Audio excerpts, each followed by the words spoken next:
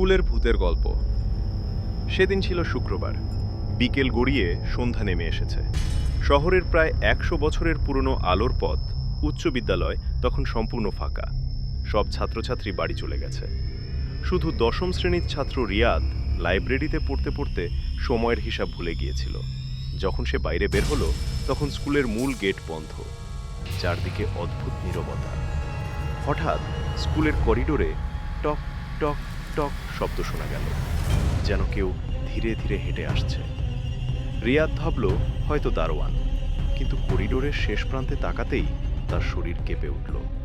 সেখানে দাঁড়িয়ে আছে একটি ছোট মেয়ে, সাদা স্কুল ড্রেস, লম্বা চুলে মুখ ঢাকা। সে একদৃষ্টিতে রিয়াদের দিকে তাকিয়ে আছে। রিয়াদ সাহস করে বলল, তুমি কে? কোনো উত্তর নেই।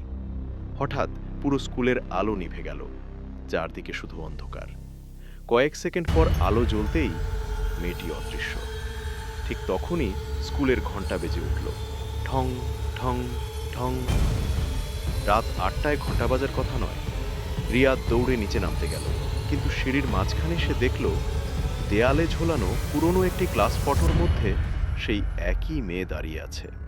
ফটোটির নিচে লেখা ১৯৯৮। রিয়াদ অবাক হয়ে গেল। ছবিতে থাকা মেয়েটি তো ঠিক এখনই করিডোরে দাঁড়িয়েছিল। পরদিন সে বিষয়টি স্কুলের বৃদ্ধ দারোয়ানকে জানালো। দারোয়ান দীর্ঘশ্বাস ফেলে বললেন, ওর নাম ছিল মায়া।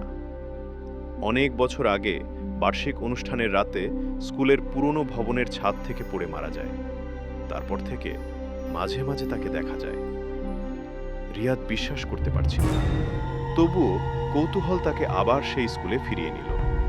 পরের শুক্রবার সে একটি ক্যামেরা নিয়ে স্কুলে লুকিয়ে রইল। রাত ঠিক ১২টা। হঠাৎ করিডোরে আবার সেই পায়ের শব্দ, টক টক টক। ক্যামেরা চালু করতেই স্ক্রিনে দেখা গেল মায়া ধীরে ধীরে এগিয়ে আসছে, কিন্তু বাস্তবে করিডোরে কেউ নেই। রিয়াদ ক্যামেরা নামাল, কেউ নেই। আবার ক্যামেরায় তাকালো, মায়া এবার একেবারে সামনে। সে ধীরে ধীরে হাত তুলে ইশারা করল। রিয়াদ ভয়ে কাঁপতে কাঁপতে তার পেছনে হাঁটতে লাগল। মায়া তাকে স্কুলের পুরনো স্টোর রুমের সামনে নিয়ে গেল। দরজাটি বহু বছর ধরে বন্ধ। কষ্ট করে দরজা খুলতেই ভেতরে ধুলোয় ঢাকা একটি কাঠের বাক্স। বাক্স খুলে রিয়াদ পেল একটি পুরনো ডায়েরি। ডায়েরিতে লেখা ছিল, আমার মৃত্যু দুর্ঘটনা নয়, আমাকে ধাক্কা দিয়ে ফেলে দেওয়া হয়েছিল। রিয়াদের হাত কাঁপতে লাগল। সে ডায়েরিটি প্রধান শিক্ষকের হাতে তুলে দিল। পুরনো নথি খুঁজে দেখা হলো। অবশেষে সত্য প্রমাণিত হলো, মায়ার মৃত্যু সত্যিই দুর্ঘটনা ছিল না। দোষীদের নামও বেরিয়ে এলো। স্কুলে মায়ার স্মরণে একটি স্মৃতিফলক তৈরি করা হলো। সেদিনের পর থেকে আর কেউ সেই সাদা পোশাকের মেয়েটিকে দেখেনি।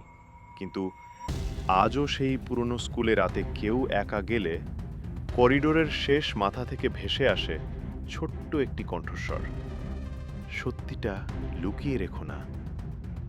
তারপর ধীরে ধীরে স্কুলের ঘণ্টা নিজে থেকেই বেজে ওঠে, ঠং ঠং ঠং। সমাপ্ত।